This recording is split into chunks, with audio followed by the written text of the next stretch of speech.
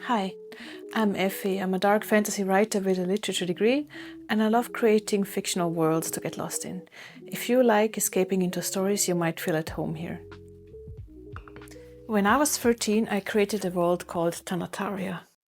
I spent months on creating this world. I drew maps, I built family trees and dynasties that stretched back for generations. I invented gods, a whole pantheon, a creation myth, and I designed unique plants, regional dishes, animals that only exist in certain areas, different types of creatures. And of course, I drew lots and lots of character sketches. But that's not what matters. What matters is that I never wrote a single sentence of that story after putting in all of that work. And the longer I spent on working on Tanataria, the more I felt that new gaps were opening, new questions arising. And you know how it is when you go deeper into something, you always feel like you need to dig even more. And at the end, I gave up and I never wrote about this world, which is a shame actually.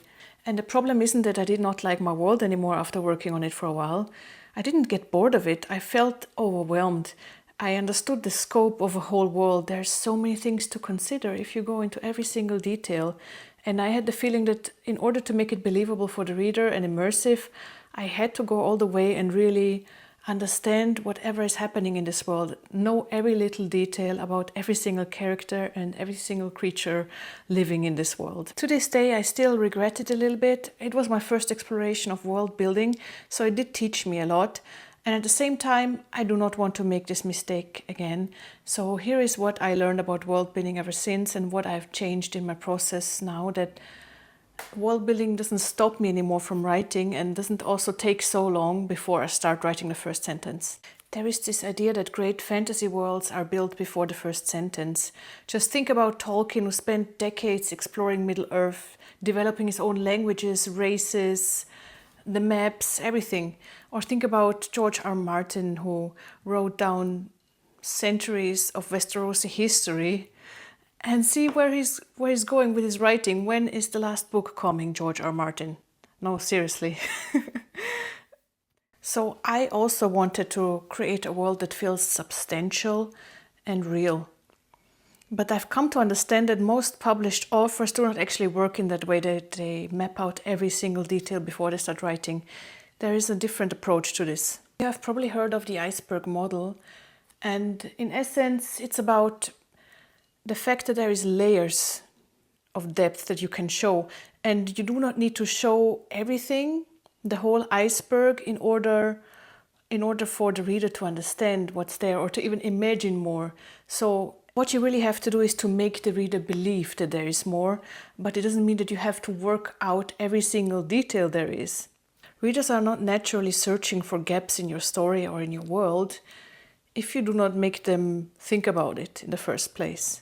So do not worry about covering every single thing that probably will never even be in your story. Tanataria taught me that I need to world build differently, and the first shift I made was that I create the world as I write it. I do not take months or even just weeks before I start writing just to map out the world. No, I start writing, I start from the character, I start from the plot, and then I build the world around it as I go. If I write a scene, the scene tells me itself what needs to be there, what kind of world building needs to be in the background to give it a substantial feeling without covering the whole iceberg and going into developing all of the details that really should be in a real world, but not in a fictional world. So if I write about a temple, then I may think, what are the symbols in there? How should it be created? What goddess is it dedicated to? And all of these questions that come up tell me that this is world building that I actually need to do, that is necessary. And the second thing is, I do still have world building sessions, but I never allow them to make me feel exhausted and overwhelmed. Of course, I still love drawing maps like this first one that I made when I was 14. I still like thinking about the world, and there is actually a joy in this playful creation of a new fantasy world. That's part of why people love fantasy and fantasy writing. But I keep it playful. I make sure that I enjoy it. I do not do it with the pressure to make it complete. There's never a completion of a fantasy world. There's only elements that you can show and elements that are imagined and the readers will imagine by themselves. And the third mindset change that I had in world building is that I can come back later. So if I'm in the writing flow and I'm now writing a certain scene that does require more history of the world, more background information, maybe specific details, and I'm not willing now to pause my writing, I do just write a note and I come back later in my specific world building sessions where I do play with these thoughts and then create more detail that I will later add into my story when I edit it. So the thought is that not everything has to be there in the first draft. It can come and be added later as well. And that alone is really just helping me relax and feeling that I'm not creating a world that is incomplete, but I'm creating a world that is still growing while I'm writing the story. Tanataria still doesn't have its story. I have the notebooks, I have the character sketches, and I have the maps, and they're a reminder to me to never get lost again in world building and give up on a story because of that. I hope you take away from this video the encouragement to just start. You don't need a complete world in the background. You don't need perfection, and you don't need character sketches, unless of course you love doing them.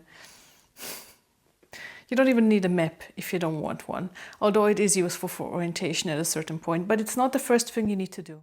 Even today I'm still learning about the balance between world building and writing, and if you'd like to see how it's going, just join my journey and I would love to have you here. See you in the next video.